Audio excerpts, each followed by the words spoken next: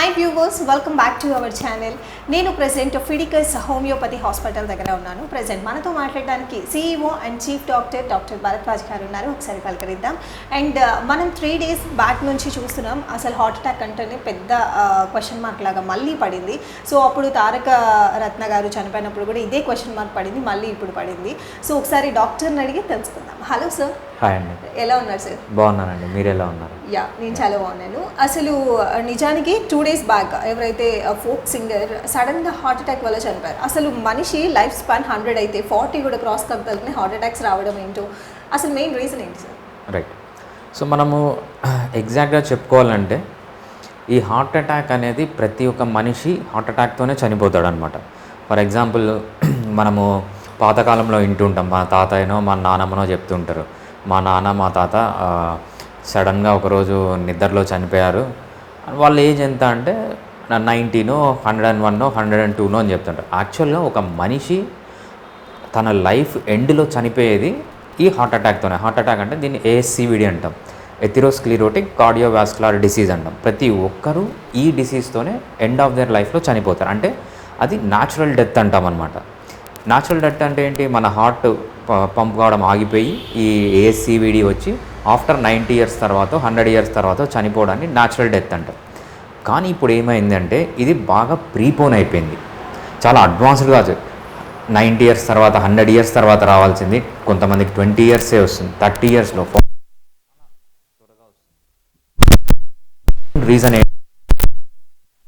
Reasons మన టేబుల్కి 4 కాళ్ళు ఎలా ఉంటాయో, ప్లస్ ఒక చైర్కి 4 కాళ్ళు ఎలా ఉంటాయో, ఒక మనిషి జీవితానికి కూడా 4 ఇంపార్టెంట్ థింగ్స్ అని ఉంటాయి. ఎప్పుడైతే ఈ 4 ఇంపార్టెంట్ థింగ్స్లో ప్రాబ్లం వస్తుందో అప్పుడు మనిషి చనిపోతాడు. ఏంటి ఆ 4? First diet. మనం డైట్ ఎటువంటి డైట్ తీసుకుంటున్నాం, హెల్దీ డైట్ తీసుకుంటున్నామా లేదా? ఓకే, అది చాలా ఇంపార్టెంట్. ఫస్ట్ వచ్చి ఆ 4లో డైట్, కరెక్ట్ డైట్ తీసుకుంటే ఎక్కువ రోజులు బతుకుతాం. నెక్స్ట్ వచ్చి స్లీప్. చాలామంది నిద్రను నెగ్లెక్ట్ చేస్తారు. నేను గర్వంగా చెప్పుకుంటారు, నేను రోజుకు 2 గంటలైతే నిద్రపోతాను, మిగిలిన 22 గంటలు పని చేస్తానో లేకపోతే ఏదో గర్వంగా చెప్పుకుంటారు. సో అది చాలా తప్పు. నిద్ర అనేది సెకండ్ పిల్లర్ లాంటిది అనమాట. నిద్ర కరెక్ట్గా పోవాలి. అడల్ట్ అయితే ఈ ప్రోటోకాల్ ఉంటుంది, ఇంతసేపు నిద్రపోవాలి. పిల్లలు కానీ ముసలి వాళ్ళు కానీ ఇంతసేపు నిద్రపోవాలి. సెకండ్ కాజ్ వచ్చి స్లీప్ అనేది చాలా ఇంపార్టెంట్. థర్డ్ వచ్చి ఎక్సర్సైజ్. మనం ఎక్సర్సైజ్ చేస్తున్నామా లేదా? సో ఎక్సర్సైజ్లో డిఫరెంట్ ఎక్సర్సైజెస్ ఉంటాయి.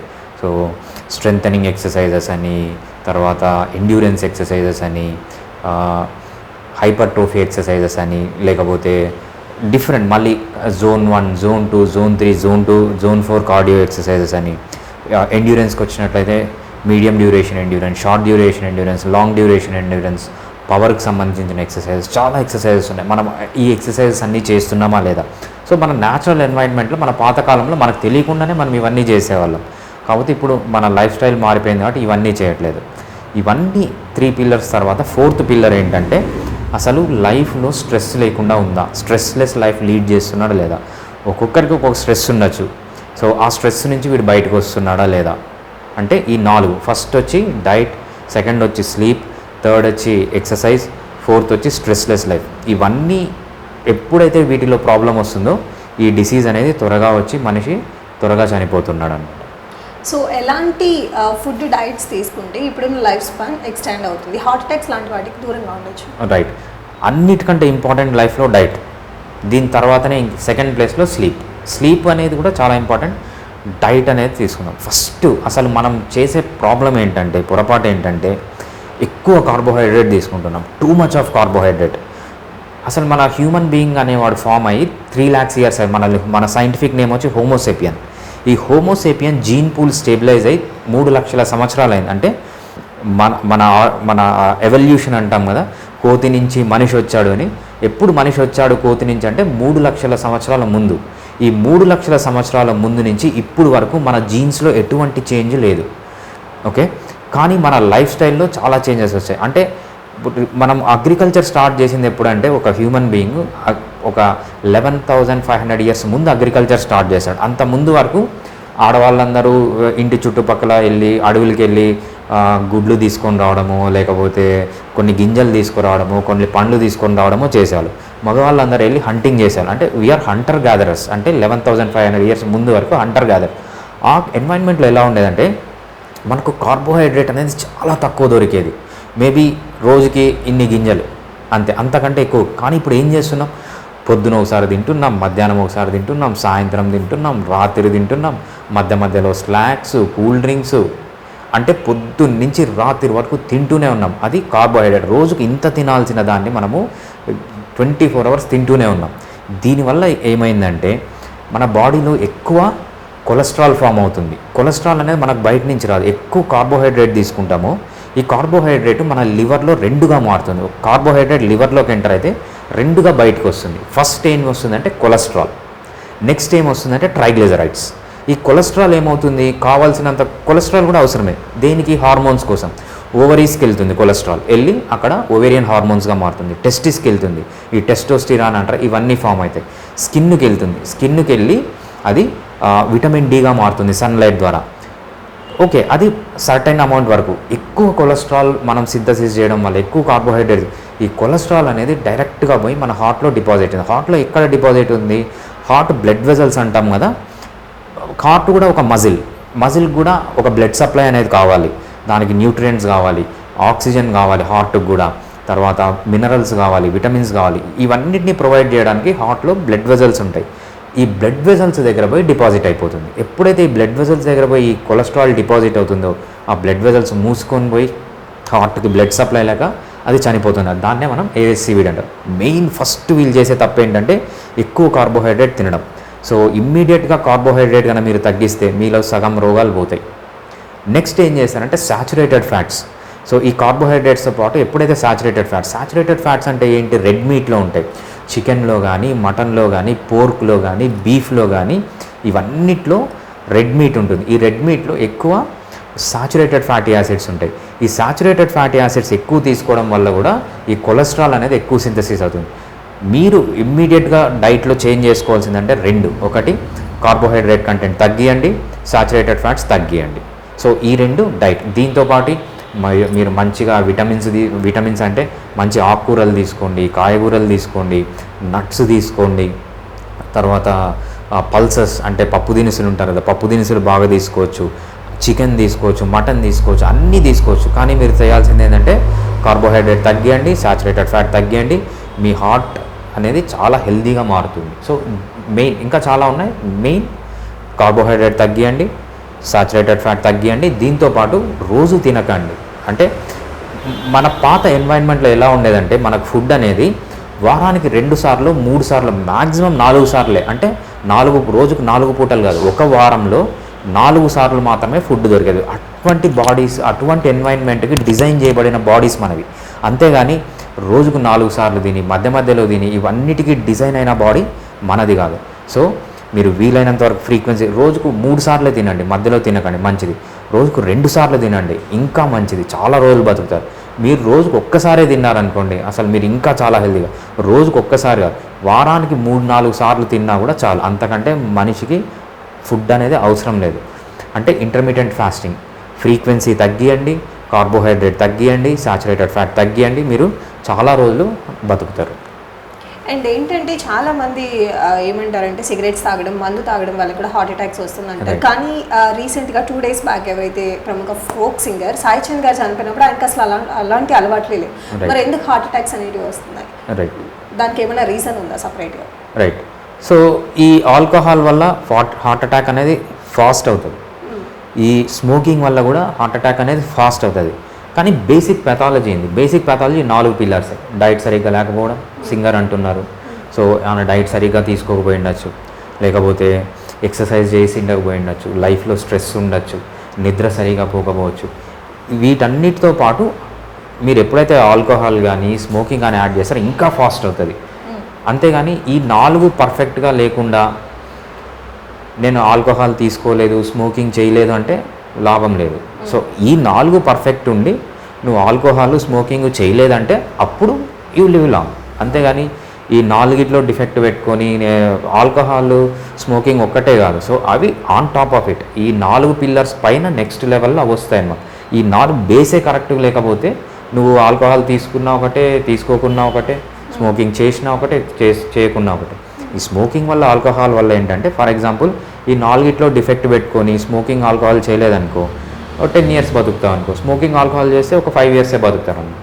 సో ఈ 4 పైన ఆల్కహాల్, స్మోకింగ్ అంతే, కానీ ఈ 4 డిఫెక్ట్ పెట్టుకొని నువ్వు ఆల్కహాల్, స్మోకింగ్ చేస్తే అంత ఎఫెక్టివ్గా ఉండదు అనమాట. అండ్ చాలా మంది దగ్గర నేను విన్నది ఏంటంటే లావుగా ఉండడం వల్ల హార్ట్ అటాక్ వచ్చింది, సన్నగా ఉన్న వాళ్ళకి హార్ట్ అటాక్ రాదా? రైట్, రాదా నిజంగానే సన్నగా ఉన్న వాళ్ళకి? ఇప్పుడు మనం లివర్ ప్యాథాలజీ చెప్పాం, లివర్ ఫంక్షన్ చెప్పాం. సో ఒక మనకు ఇక్కడ left side liver, right side liver ఉంటుందన్నమాట. ఈ లివర్ ఉన్నప్పుడు మనం ఏది తిన్నా ఫస్ట్ లివర్లోకి వెళ్తుంది. ఓకే, కార్బోహైడ్రేట్ లివర్లోకి వెళ్ళింది అనుకోండి, అది 2గా బయటకు వస్తుంది. ఒకటి కొలెస్ట్రాల్, 2 ట్రైగ్లిజరైడ్స్. ఈ కొలెస్ట్రాల్ అనేది పోయి హార్ట్లో డిపాజిట్ అవుతుంది. ఈ ట్రైగ్లిజరైడ్స్ అనేవి ఏమవుతాయంటే సబ్కుటేనియస్ అంటాం, అంటే స్కిన్ కింద పోయి చేరుతాయి. అంటే మనకు స్కిన్ కింద ఫ్యాట్, అంటే లావు కనిపించడానికి స్కిన్ కింద ఫ్యాట్ అంటారు కదా, దాన్ని సబ్కుటేనియస్ ఫ్యాట్ అంటాం, అక్కడ పోయి డిపాజిట్ అవుతాయి. ఇంకో వెరైటీ ఉంటుంది, అది విజరల్ ఫ్యాట్ అంటాం. ఈ విజరల్ ఫ్యాట్ అనేది మన పొట్టలో పోయి డిపాజిట్ అవుతుంది. సో ఎప్పుడైతే కార్బోహైడ్రేట్ లివర్లోకి ఎంటర్ అవుతుందో ఒక పాత్వే ఏమో 2 పాత్వేల్లోకి వెళ్తుంది. ఒక పాత్వే ఏమో కొలెస్ట్రాల్ సింథసిస్ చేస్తుంది, అది మన హార్ట్లో పోయి డిపాజిట్ అవుతుంది. ఇంకో పాత్వే ఏమో అదేం చేస్తుంది, ట్రైగ్లిజరైడ్స్గా మారి మన స్కిన్ కింద సబ్కుటేనియస్ ఫ్యాట్గా మారుతుంది, లేకపోతే బెల్లీ ఫ్యాట్ అంటే విజరల్ ఫ్యాట్గా మారుతుంది. కొంతమందిలో ఏమవుతుందంటే ఈ 2 పాత్వేలు అన్నాము కదా, 2 పాత్వేలు యాక్టివ్గా ఉండొచ్చు. కొంతమందిలో ఒక పాత్వే యాక్టివ్గా ఉండొచ్చు, ఒక పాత్వే తక్కువ ఉండొచ్చు. అంటే ఎగ్జాంపుల్ చెప్తాను నేను, కార్బోహైడ్రేట్ ఎంటర్ అయింది, కొంతమందిలో ఏంటంటే లావు కారు వాళ్ళు, ఎందుకంటే ఎప్పుడైతే ఈ ట్రైగ్లిజరైడ్ పాత్వే ఉంటుందో ఈ ట్రైగ్లిజరైడ్ పాత్వే వాళ్ళకు కొన్ని చేంజెస్ ఉండొచ్చు, దానివల్ల డిపాజిట్ కాదు. కానీ ఇంకో పాత్వే ఉంది కదా, ఏది కొలెస్ట్రాల్ పాత్వే, ఈ కొలెస్ట్రాల్ పాత్వే యాక్టివ్గా ఉండొచ్చు వాళ్ళకు. అప్పుడు సన్నగా ఉన్నా కూడా వీళ్ళు కార్బోహైడ్రేట్ ఎక్కువ తీసుకుంటే హార్ట్ అటాక్ వస్తుంది. కొంతమందికి ఏంటి, చాలా రేర్గా, కొంతమందికి ప్రతి ఒక్క మనిషిలో డిఫరెన్స్ ఉంటుంది. వాళ్ళకి ఏంటంటే ఈ కొలెస్ట్రాల్ పాత్వేలో వాళ్ళకి అడ్వాంటేజ్ ఉండొచ్చు, కానీ ఈ ట్రైగ్లిజరైడ్స్ పాత్వేలో ప్రాబ్లం ఉండొచ్చు. ఈ ట్రైగ్లిజరైడ్స్ పాత్వేలో ప్రాబ్లం ఉన్నప్పుడు లావు ఎక్కిపోతారు. కొలెస్ట్రాల్ పాత్వే వాళ్ళది చాలా పవర్ఫుల్ ఉంది, హార్ట్ అటాక్స్ రావు. సో లావు ఉండడానికి హార్ట్ అటాక్స్ రావడానికి సంబంధం లేదు, ఎందుకంటే these are 2 different pathways. Most of the పీపుల్లో ఏమవుతుందంటే 2 డిఫెక్ట్ ఉంటాయి మోస్ట్ ఆఫ్ ది పీపుల్లో. అంటే లావు ఉన్న వాళ్ళు హార్ట్ అటాక్ వచ్చే ఛాన్స్ ఎక్కువగా ఉంటుంది. అట్లనే అందరికీ వస్తుందా అంటే మనిషిలో డిఫరెన్స్ ఉంటుంది. సో దీన్ని బట్టి మనకి ఏమర్థమవుతుందంటే మోస్ట్ ఆఫ్ ది పీపుల్ లావుగా ఉన్న వాళ్ళకి హార్ట్ అటాక్ వస్తుంది. కొంతమందిలో ఏంటంటే లావుగా ఉన్న వాళ్ళకి హార్ట్ అటాక్ రాదు, అట్లే సన్నగా ఉన్నారని హార్ట్ అటాక్ రాకుండా ఉండదు. So these are variants in human beings. ప్రతి ఒక్కరి బాడీలో ఒక్కొక్క హ్యూమన్ బీయింగ్ ఒక్కొక్క లాగా ఉంటారు అనమాట. దీంట్లో ఏంటంటే సో మనం జనరల్గా ఫైనల్గా తీసుకోవాలంటే మోస్ట్ ఆఫ్ ది పీపుల్ లావుగా ఉన్న వాళ్ళకి హార్ట్ అటాక్ వస్తుంది, ఎందుకంటే 2 పాత్వేస్ యాక్టివ్గా ఉంటాయి. కొంతమంది సన్నగా ఉన్నా కూడా హార్ట్ అటాక్ వస్తుంది, కొంతమంది లావుగా ఉన్నా కూడా హార్ట్ అటాక్ రాదు. అన్ని వెరైటీస్ మనుషులు ఉంటారు, కాకపోతే ఎక్కువ శాతం ఏంటంటే లావు ఉన్న వాళ్ళు 2 పాత్వేస్ యాక్టివ్గా ఉంటాయి. మనకు అందరిలో 2 పాత్వేస్ యాక్టివ్. కొంతమందిలో ఒక పాత్వేలో అడ్వాంటేజ్ ఉండొచ్చు, ఒక పాత్వేలో డిసడ్వాంటేజెస్ ఉండొచ్చు. అండ్ హార్ట్ అటాక్ వచ్చినప్పుడు ఫస్ట్ ఒక మనిషి తీసుకోవాల్సిన జాగ్రత్తలు ఏంటి, ఎందుకంటే పెయిన్ రాగానే వితిన్ సెకండ్స్ హార్ట్ ఆగిపోతుంది బీట్ చేయడం. సో అలాంటి టైమింగ్స్లో ఫస్ట్ చేయాల్సిన పని ఏంటి? రైట్, ఫస్ట్ ఏంటంటే మనకు హార్ట్ అటాక్ ఎలా ప్రెజెంట్ అవుతుందంటే 60% ఆఫ్ ది కేసెస్ డెత్. ఒక్కసారి హార్ట్ అటాక్ వచ్చింది అంటే 60% ఆఫ్ ది కేసెస్ డెత్లోకి వెళ్తాయి. మిగిలిన 40% ఆఫ్ ది కేసెస్కి సిమ్టమ్స్ ఉంటాయి. ఫర్ ఎగ్జాంపుల్ ఒక మనిషి పోతూ ఉన్నాడు, ఒక 10 మంది పోతున్నారు, 10 మందికి ఒకసారి హార్ట్ అటాక్ వచ్చింది అనుకోండి, 6 మందికి డెత్. అంటే వాళ్ళ ఫస్ట్ సిమ్టమే డెత్, దాన్ని ఇంకా మనం ఏమీ చేయలేం. ఇంకా 4 మాత్రమే మనము ఏమన్నా చేయగలం. ఈ 4 ఏం చేద్దామంటే సో పక్కన వాళ్ళు చేయడానికి ఏమి ఉండదు. సో వాళ్ళు ఆల్రెడీ పెయిన్ ఉండదు. చుట్టుపక్కల ఉన్న వాళ్ళు ఫస్ట్ ఎయిడ్ ఏం చేయాలంటే పేషెంట్ని హార్ట్ ఆగిపోయిందా లేదా చూడాలి. హార్ట్ కానీ ఆగిపోతే సిపిఆర్ చేసిన వెంటనే జస్ట్ ఏదైతే దగ్గర హాస్పిటల్, పెద్ద హాస్పిటల్ అంటే ఈ ఫెసిలిటీ ఉన్న హాస్పిటల్ ఉన్నాయో ఆ హాస్పిటల్కి షిఫ్ట్ చేయడం అనేది చాలా ఇంపార్టెంట్. ఫస్ట్ సిపిఆర్ చేసిన తర్వాత ఇమ్మీడియట్గా హాస్పిటల్కి షిఫ్ట్ చేయాలి, పంపించాలన్నమాట. అది చేయాల్సింది మెయిన్గా. ఓకే. అండ్ మెయిన్గా హార్ట్ అటాక్స్ చిన్న పిల్లల్లో కూడా వస్తుంది. Right. చిన్న పిల్లలకి వాళ్ళు ఫుడ్ డైట్స్ కూడా సరిగ్గా తినరు, కానీ Right. అలాంటి వాళ్ళలో ఎందుకు వస్తుంది? చిన్నపిల్లలు అంటే లైక్ ఒక 15 ఏజెస్ అట్లా ఆడుతూ కూడా చాలా మంది పడిపోతూ Right. ఉంటారు. Right. All of sudden what is the reason sir? సరే, వాళ్ళకి పాథాలజీ వేరే అనమాట. వాళ్ళది హార్ట్ అటాక్ అనం, మనం ఏఎస్సివిడి అనం, ఎథెరోస్క్లెరోటిక్ కార్డియోవాస్కులర్ డిసీజ్ అనం. వాళ్ళకు బై బర్త్ కొన్ని డిఫెక్ట్స్ ఉండొచ్చు. సో వాళ్ళకి ఏదైనా పాథాలజీ ఉండొచ్చు, కొన్ని కండిషన్లో హార్ట్ ఎన్లార్జ్ అయిపోయి ఉండొచ్చు, వాళ్ళకి హార్ట్లో హోల్స్ ఏమన్నా ఉండొచ్చు. So that is not heart attack, that is something different. అంటే వేరే డిసీజెస్ చిన్నపిల్లల్లో వచ్చిందంటే. ప్రాపర్ హార్ట్ అటాక్ అని మనం ఎప్పుడు అంటామంటే ఏఎస్సివిడి. కొన్ని రోజులు ఈ డైట్ పాటించక, లేకపోతే ఎక్సర్సైజ్ లేక, నిద్ర లేక వచ్చిన వాళ్ళని మనం ఏఎస్సివిడి అంటాం. పిల్లల్లో వచ్చేది డిఫరెంట్ పాథాలజీ, అంటే సెప్టల్ డిఫెక్ట్ అంటాము, లేకపోతే వాళ్ళకి మయోకార్డియల్ డిసీజెస్ అంటాము. సో అక్కడ పాథాలజీ వేరే. That is not heart attack. Heart stop అవుతుంది అంతే కానీ that is not heart attack. Okay. And జనరల్గా మనిషి ఎంతసేపు నిద్రపోయి ఎలాంటి డైట్ తీసి ఇలాంటి డిసీజెస్కి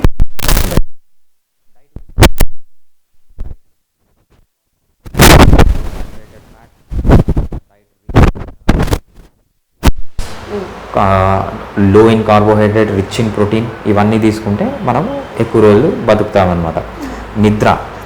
నిద్ర అనేది చాలా ఇంపార్టెంట్. సో నేను రాశాను హెల్త్ పైన ఒక బుక్ రాశాను. ప్రీవియస్గా ఏంటంటే నిద్ర అనే చాప్టర్ కింద ఎక్కడో ఉంది, కానీ ఇప్పుడు చాలా లేటెస్ట్ రీసెర్చ్ అయింది. ఈ లేటెస్ట్ రీసెర్చ్ ప్రకారం ఫస్ట్ డైట్ బుక్లో సెకండ్ చాప్టర్ వచ్చి నిద్ర, అంటే కింది నుంచి పైకి తెచ్చాం. సో అంత ఇంపార్టెన్స్ నిద్రకు ఉంది. ఈ నిద్ర అనేది ఏంటంటే అడల్ట్స్ మినిమం 7 to 9 అవర్స్ నిద్రపోవాలి. ఎటువంటి పరిస్థితుల్లో 7 to 9 అవర్స్ కంటే తక్కువ నిద్రపోకూడదు. పిల్లలు, ముసలి వాళ్ళు అయితే వాళ్ళు నిద్రపోయేటప్పుడు డిస్టర్బ్ చేయకూడదు. ఎంతసేపైనా నిద్రపోవచ్చు. నిద్రలో గ్రోత్ రావాలన్నా, ఏది జరగాలన్నా వాళ్ళకి నిద్ర అనేది చాలా ఇంపార్టెంట్. మెమరీ ఇంప్రూవ్ కావాలన్నా, వాళ్ళు నేర్చుకున్నది బ్రెయిన్లో ఫిక్స్ కావాలన్నా, లేదంటే మంచి అథ్లీట్ ఉంటాడు, అథ్లీట్ నేర్చుకున్న స్కిల్స్ అన్నీ వాళ్ళల్లో అలానే ఉండిపోవాలన్నా, లేదా స్కూల్కి వెళ్ళిన పిల్లలు బాగా నేర్చుకోవాలన్నా నిద్రలోనే ఇవన్నీ స్పిండిల్స్ అంటాం, స్లీప్ స్పిండిల్స్ అంటాం. ఈ స్పిండిల్స్ ఫేజ్లోనే ఇవన్నీ ఆ మెమరీస్ అన్నీ వాళ్ళకి ఫిక్స్ అవుతాయి అన్నమాట. సో నిద్ర అనేది చాలా ఇంపార్టెంట్. ఈ నిద్ర ఏంటంటే, ఈ నిద్ర వల్ల రిజువెనేట్ అంటే లాభం పొందని ఆర్గాన్ కానీ సిస్టమ్ కానీ బాడీలో లేదు. ఫర్ ఎగ్జాంపుల్, మీరు రోజంతా మేల్కొని ఉంటారు అంటే మీ ఆర్గాన్ సిస్టమ్స్లో, మీ ఫంక్షనాలిటీలో అంతా వియర్ అండ్ టియర్ ఉంటుంది. అవన్నీ ఎప్పుడు రికవర్ అవుతాయి? ఓన్లీ నిద్రలోనే రికవర్ అవుతాయి అనమాట. అంటే మంచిగా నిద్రపోతే మంచిగా రికవర్ అవుతారు, మంచిగా హెల్దీగా ఉంటారు, మీ లాంగివిటీ కూడా చాలా పెరుగుతుంది. అంటే మీ లైఫ్ స్పాన్ అనేది ఎనారమస్గా పెరుగుతుంది మీరు బాగా నిద్రపోతే. Thank you so much sir for your valuable time. Yes, చూసారు కదా, జనరల్గా హార్ట్ అటాక్స్ వస్తే ఎలాంటి డైట్స్ మనం తీసుకోవాలి మన లైఫ్ స్పాన్ని కూడా పెంచుకోవడానికి అండ్ మన హ్యాపీ లైఫ్ని లీడ్ చేయడానికి. సో ఇప్పుడు 90 డేస్ ఏంటంటే చాలా తక్కువలో అయిపోతుంది. సో అలాంటివి ఏమీ చేయకుండా డాక్టర్ గారు చెప్పినట్టు సో కొన్ని మన చేతన సాధ్యమైనంత వరకు డైట్స్ కావచ్చు, చిన్న ఎక్సర్సైజెస్ కావచ్చు, అవన్నీ చేసుకొని బెస్ట్గా మన లైఫ్ని కూడా లీడ్ చేద్దాం. సో అంతవరకు దిస్ ఇస్ సైనింగ్ ఆఫ్. మళ్ళీ నెక్స్ట్ ఇంటర్వ్యూలో కలుసుకుందాం. Bye. Hello viewers, welcome back to our channel. నేను ప్రెసెంట్ ఫిడికస్ హాస్పిటల్లో ఉన్నాను. ప్రెసెంట్ మనతో పాటు మాట్లాడడానికి CEO and chief doctor Bharadwaj గారు ఉన్నారు. సో ఆయన్ని పలకరిద్దాం. అండ్ ఈ మధ్య కాలంలో ఎక్కువగా మనం ఆటిజం గురించి వింటూనే ఉన్నాం. ఈ నేమ్ అయితే అసలు ఇంతకీ ఆ నేమ్ ఏంటి, అసలు ఎలాంటి డిసీజెస్ వస్తుంది, దానివల్ల ప్రజలు ఎంత నష్టపోతున్నారు, ఇలాంటి విషయాలన్నీ కూడా తెలుసుకుందాం. ముందుగా పలకరిద్దాం. Hello sir. ఎస్, మేము రీసెంట్ టైమింగ్స్లో ఎక్కువగా వింటుంది ఆటిజం. అసలు ఆటిజం అంటే ఏంటి, ఎందుకు వస్తుంది? రైట్. సో ఆటిజం అనేది చాలా పెద్ద టాపిక్. సింపుల్గా చెప్పాలంటే, మన పాతకాలంలో మనము బర్త్ ఎలా ఉండేది, ఒక మనిషి ఎలా పుట్టేవాడు, న్యాచురల్గా పుట్టేవాడు. ఓకే, అంటే ఈ కాంట్రాసెప్టివ్స్ పిల్స్ ఉండేవి కాదు, లేకపోతే ఈ IVFలు కానీ ఏవి ఉండేవి కాదు. అంటే న్యాచురల్గా పుట్టేవాడు. ఎప్పుడైతే ఈ బర్త్ని మనం అన్యాచురల్ చేసామో, అంటే అన్యాచురల్ అంటే ఏంటి, ఎప్పుడైతే ఆ బర్త్ టైంలో ఆ బేబీ ఇమ్యూనిటీని డిస్టర్బ్ చేసామో అది ఆటిజం కింద మారుతుంది. సో ఎలా, ఫర్ ఎగ్జాంపుల్ ఇది మదర్కి ఒక్కరికే కాదు, ఫాదర్కి కూడా వర్తిస్తుంది. ఫర్ ఎగ్జాంపుల్, పిల్లలు పుట్టేక ముందు అంటే కన్సీవ్ కాకముందు ఫాదర్ కన్నా కొన్ని కెమికల్స్ వాడడం, కెమికల్స్ అంటే ఏదన్నా కెమికలే, కొన్ని మెడిసిన్స్ వాడడము, లేకపోతే స్ట్రాంగ్ కెమికల్స్ వాడడము, హెయిర్ డైస్ వాడడము, ఏదన్నా కెమికల్ కన్నా ఒక ఫాదర్ బాడీలోకి ఇంట్రడ్యూస్ అయినా, లేకపోతే ప్రెగ్నెన్సీ ముందు ఒక మదర్ బాడీలోకి ఇంట్రడ్యూస్ అయినా, వాళ్ళు చేసే ఫుడ్ హ్యాబిట్స్ కానీ, వాళ్ళు ఏదైనా కాంట్రాసెప్టివ్స్ యూజ్ చేసినా, లేకపోతే యాంటీబయాటిక్ అంటే ఏంటి, మీకు యాంటీబయాటిక్ అంటే ఏంటి, మీకు ఏదైనా డిసీజ్ వస్తే ఆ డిసీజ్ ఆర్గానిజమ్స్ చంపేస్తుంది, అంటే it is interfering with your immunity. మనం వేసుకునే వ్యాక్సిన్స్ అనేవి డైరెక్ట్ ఎఫెక్ట్ ఉంటాయన్నమాట ఇమ్యూనిటీ పైన. ఏది ఇమ్యూనిటీ డిస్టర్బ్ చేసినా ఫాదర్కి కానీ మదర్కి కానీ, అంటే వీళ్ళు ప్రెగ్నెన్సీ రాకముందు, తర్వాత ప్రెగ్నెన్సీ వచ్చిన తర్వాత మదర్లో మనం చాలా మెడిసిన్స్ ఇస్తున్నాం, ప్రతి ఒక్క దానికి మెడిసిన్స్ ఇస్తాం. అసలు పుట్టడమే మెడిసిన్స్తో పుడుతున్నాం. ఏంటి, సో ఐవీఎఫ్లు అంటారు, సో ఇన్విట్రో ఫర్టిలైజేషన్లు అంటారు, ఓకే, ఆర్టిఫిషియల్ ఇన్సెమినేషన్ అంటారు, సారగేసీ అంటారు. వీటన్నిటిలో ఏం చేస్తున్నారు, అసలు ఎక్కువ కెమికల్స్ ఇస్తున్నారు. ఎక్కువ కెమికల్స్ ఇచ్చినప్పుడు ఇదేంటంటే డైరెక్ట్గా పుట్టబోయే బేబీ ఇమ్యూనిటీ పైన ఇమ్యూనిటీని ఎఫెక్ట్ చేస్తుంది అనమాట. పుట్టిన తర్వాత ఏం చేస్తున్నాం, మళ్ళీ మదర్ మెడిసిన్స్ తీసుకుంటే, ఎందుకు, బేబీ పుట్టిన తర్వాత ఇమ్మీడియట్గా ఆమె జాబ్కి వెళ్ళాలంటే మెడిసిన్స్ తీసుకోవాలి. సో బేబీకి ఆర్టిఫిషియల్ ఫీడింగ్ ఇస్తారు, పాలు, తల్లి పాలు కాకుండా వేరే పాలు, డబ్బా పాలు, తర్వాత పౌడర్స్ అన్నీ ఇస్తున్నారు. పుట్టిన తర్వాత బేబీని ఏం చేస్తున్నారు, ఇష్టం వచ్చినట్లు వ్యాక్సిన్స్ ఇస్తున్నారు. మనకు కావాల్సిన వ్యాక్సిన్స్ ఏంటి, గవర్నమెంట్ మనకి ఏ వ్యాక్సిన్స్ ఇస్తుందో ఆ వ్యాక్సిన్స్ సరిపోతాయి. అవి కాకుండా ఇష్టం వచ్చినట్లు నెల ఒక 5-6 వ్యాక్సిన్స్ ఇస్తున్నారు. అన్నిటి వల్ల ఏమవుతుందంటే బేబీ ఇమ్యూనిటీ డిస్టర్బ్ అవుతుంది. ఈ ఇమ్యూనిటీ డిస్టర్బ్ అయినప్పుడు బేబీలో గ్రోత్లో ప్రాబ్లం వస్తుంది. ఎటువంటి ప్రాబ్లమ్స్ వస్తాయి, మన బ్రెయిన్ అనేది సర్టన్ సైజ్ ఉండాలి. సో వీళ్ళలో బ్రెయిన్ అనేది సర్టన్ సైజ్ రావట్లేదు, ఏదైనా పెద్దగా అవుతుంది లేకపోతే చిన్నగా అవుతుంది. మనకు బ్రెయిన్లో డిఫరెంట్ పార్ట్స్ ఉంటాయి. సో ఈ పార్ట్స్ అనేవి రిలేటివ్గా ఈక్వల్ సైజులో ఉండాలి. కాకపోతే ఇక్కడ ఏమవుతుంది, ఇమ్యూనిటీ డిస్టర్బ్ అయినప్పుడు బ్రెయిన్లో కొన్ని పార్ట్స్ ఎక్కువ పెరుగుతున్నాయి, కొన్ని పార్ట్స్ తక్కువ పెరుగుతున్నాయి. సో బ్రెయిన్లో ఇవన్నీ డిఫెక్ట్స్ రావడం వల్ల వీళ్ళకి ఏంటంటే స్పీచ్ డిలే రావడం కానీ, లేకపోతే హైపర్ యాక్టివిటీ డిజార్డర్స్ రావడం కానీ, లేకపోతే కమ్యూనికేషన్ డిజార్డర్స్ రావడం కానీ, ఇవన్నిటిని మనము ఆటిజం అంటాం. ఆటిజంకి మెయిన్ రీజన్ ఏంటంటే వాళ్ళ ఇమ్యూనిటీని డిస్టర్బ్ చేయడం అంటే ఇంకా ప్రెగ్నెన్సీ రాకముందు ఫాదరు మదర్ కెమికల్స్ కానీ మెడిసిన్స్ కానీ వాడడం, ప్రెగ్నెన్సీ వచ్చిన తర్వాత వాడడం, ప్రెగ్నెన్సీ తర్వాత వాడడం, బిడ్డ పుట్టిన తర్వాత వాడికి ఇష్టం వచ్చినట్టు యాంటీబయాటిక్స్ ఇవ్వడం, ఇష్టం వచ్చినట్లు కెమికల్స్ పౌడర్స్ పోయడం, కెమికల్స్ పెట్టడం, చిన్న కోల్డ్ వస్తే కెమికల్స్. సో ఇవన్నీ చేయడం వల్ల వీళ్ళకి ఏంటంటే ఇమ్యూనిటీ డిస్టర్బ్ అయ్యి ఈ సివిఎస్ అంటాం, సెంట్రల్ నర్వస్ సిస్టమ్ అంటాం. ఈ సెంట్రల్ నర్వస్ సిస్టంలో వీళ్ళకి డిఫెక్ట్స్ రావడం వల్ల ఈ ఆటిజం అనేది పిల్లల్లో ఇప్పుడు ఎక్కువగా చూస్తాను. ముందు అమెరికాలోనే ఫస్ట్ ఇది స్టార్ట్ అయింది. ఎందుకు, అక్కడే ఎక్కువ కెమికల్స్ వాడేవాళ్ళు. ఇప్పుడు ఏంటంటే ఆ అమెరికన్ కల్చర్ ఇండియాకు కూడా వచ్చింది. ఈ ఇండియాకి రావడం వల్ల ఎక్కువ ఈ కెమికల్స్ వాడడం వల్ల, యాంటీబయాటిక్స్ వాడడం వల్ల, తర్వాత వ్యాక్సిన్స్ వాడడం వల్ల ఈ ఆటిజం అనేది మనం ఎక్కువగా ఇండియాలో చూస్తున్నాం. అండ్ ఈ ఆటిజంకి హోమియోపతి ఎలా ఉపయోగపడుతుంది? రైట్, ఆటిజంకి హోమియోపతిలో బెస్ట్ ట్రీట్మెంట్ ఉంటుంది. ఎందుకు అంటే హోమియోపతిలో మనం మెడిసిన్స్ ఇచ్చినప్పుడు first those are not chemicals. అసలు ఆటిజంలో హోమియోపతి మెడిసిన్స్ ఇచ్చినప్పుడు ఎలా పనిచేస్తుందంటే నీకు బయట నుంచి ఏది రాదు. ఈ హోమియోపతి మెడిసిన్సే నీ బాడీని స్టిమ్యులేట్ చేస్తాయి. దాన్ని హార్మోసిస్ అంటాం.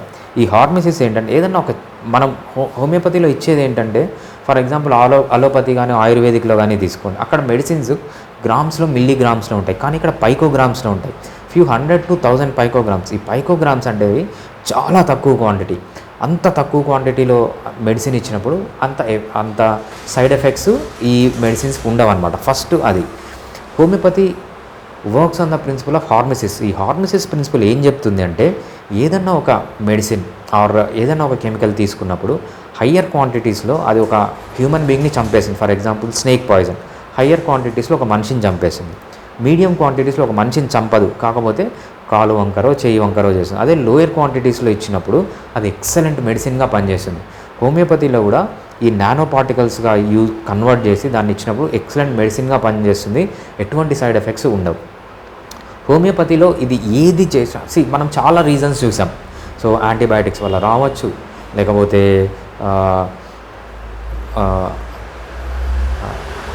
హార్మోన్స్ వల్ల, మదర్ ఫాదర్ తీసుకున్న హార్మోన్స్ వల్ల రావచ్చు, లేకపోతే మనం ఏమన్నాం దాన్ని, వ్యాక్సిన్స్ వల్ల రావచ్చు.